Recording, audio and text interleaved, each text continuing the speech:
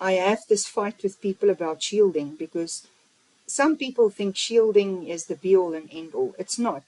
Shielding will not help you if you don't wire your PC, if you don't reduce use of your cell phone, put distance between you and yourself. Shielding won't make a significant difference. It just won't. Yeah. It's just a mitigation strategy. It's all it is. And I'm laughing, but it's actually rather sad in a sense. I was invited to a family outside of Stockholm, and they had electrosanitized through shielding. Very, very fantastic. It was so many things they had done, and they had used hundreds of thousands of Swedish crowns. That would be tens of thousands of US dollars. And when they were finished with everything, and they were complaining, they took all the wireless gadgets, cell phone, deck phones, laptops, and so on, and put them inside this shielded home. So they worked like crazy. And I had this very small amateur meter that nearly exploded inside. And I said, you cannot have all these culprits inside. You should shut them out. And if you need to use anything of this, it has to be shielded, wired, and in a completely remote form, so you can use it maybe a few minutes or something each day. And they didn't understand. They came back, especially the wife. She said, but we have shielded every room. Yeah, from the outside exposures, it's perfect. Yeah. But you have entered all of the things you cannot stand. So you're maximal exposed, and they are maximizing their output power because they are trying to get into contact with the base stations that you have shielded them off from. Yeah.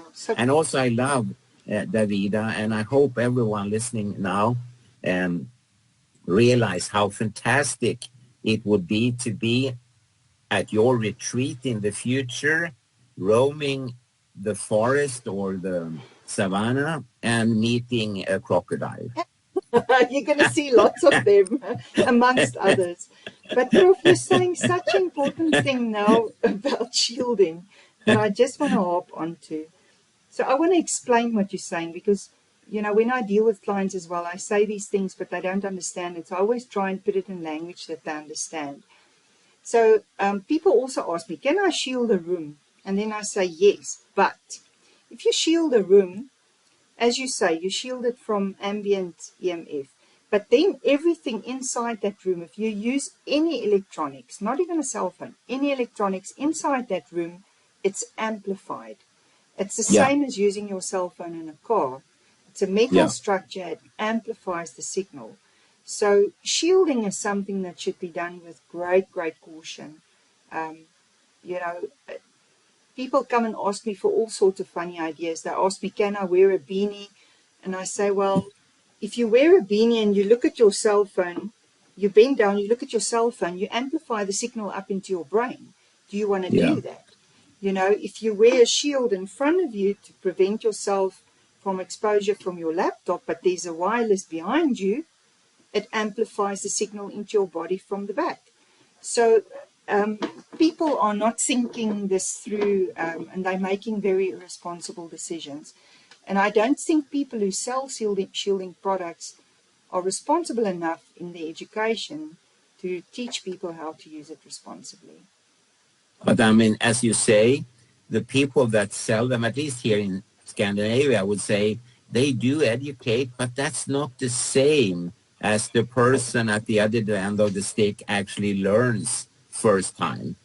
You have to repeat, explain in another way, use another vocabulary. And also I always say that for every shielding you do, use a simple meter and check, did I actually shield anything off, or did I amplify something that I didn't think about? Exactly. And as you say, people have so many gadgets nowadays, and they don't realize that, for instance, they could be Bluetooth enabled. They think they are not radio frequent in any way. I mean, it's a harmless clock on a table or a pulsometer on the arm and so on, and they don't realize that it can communicate, and it's Wi-Fi or Bluetooth or both enabled, and it's searching for connection. All the And time. if you shield off the connection, it will upgrade and maximally expose yourself and your family. Exactly. And so, I mean, I see the last, well, I would say 20 years, I have been like small teacher, roaming around, not only in Sweden, but other places in the world. And through repetition, trying to teach people how to do it. And I still, of course, understand a few years later on, no, my words didn't hit home. They didn't understand exactly. And there are excellent information material written on the internet and so on. But again, people, they buy something, and I mean, how many times haven't I been in bedrooms with canopies, realizing that, no, wait, do they have their deck phone and their cell phone inside the canopy? No wonder they cannot sleep. Yeah. I mean, That, oh man, I want to cry if I yeah. just think about it. And I laugh, but as I said, it's actually rather sad in a sense. But I keep on trying to teach people, especially at public seminars and lectures and conferences and so on, repeating what I've said before.